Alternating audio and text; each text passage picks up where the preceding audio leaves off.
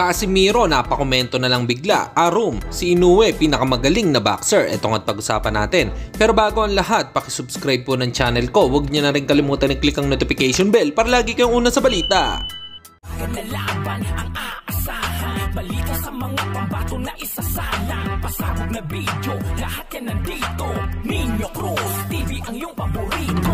Pag-usapan nga po natin mga kaboxing, president ng Top Rank na si Bob Arum ay sinabi nito na hindi lang pound for pound king itong si Japanese monster Naoya Inoue, kundi ito daw ang pinakamagaling na boxer sa buong mundo. Sa ilang dekada na pagiging promoter niya ay si Naoya Inoue daw ang nakita niyang pinakamagaling na boksingero.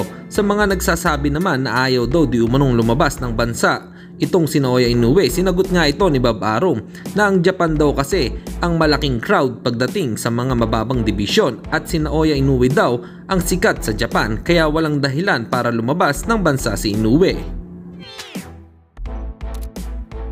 Samantalang good news dahil muli na namang mapapalaban si Vincent Astrolabio sa world title shot. Ayon sa binalita ng Viva Promotion, naghahanda na daw di umano itong si WBC Bantamweight Champion Junto Nakatani para depensahan ang hawak niyang belt para kay mandatory challenger Vincent Astrolabio. Nag-uumpisa na ngang mag-ensayo itong si Nakatani bago pumunta pa Amerika at doon itutuloy ang kanyang training.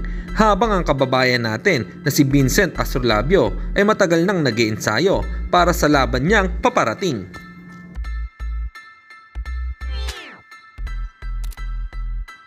At sa kabilang balita naman tayo mga kaboxing, sa nilabas naman ng rank ng BoxRec ay pumangalawa nga dito si former 3 Division World Champion Janrel Cuadro Alas Casimiro.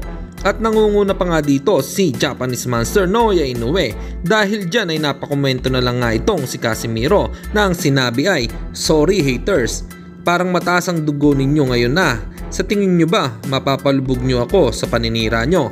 Siraan nyo ako para bumango pangalan nyo. Pag ako mapayapa sa boxing career, isa ang pangalan nyo pero never ko kayong siraan. Nasisira lang kayo dahil sinasabi ninyo Cuadro Alas lang malakas. Brrr. Para sa inyo mga kaboxing, ano po ang opinion nyo dito? Comment lang kayo sa ibaba. Hanggang dito na lang muna ang ating balita. Dito na lang ang aking boxing news report. Babu!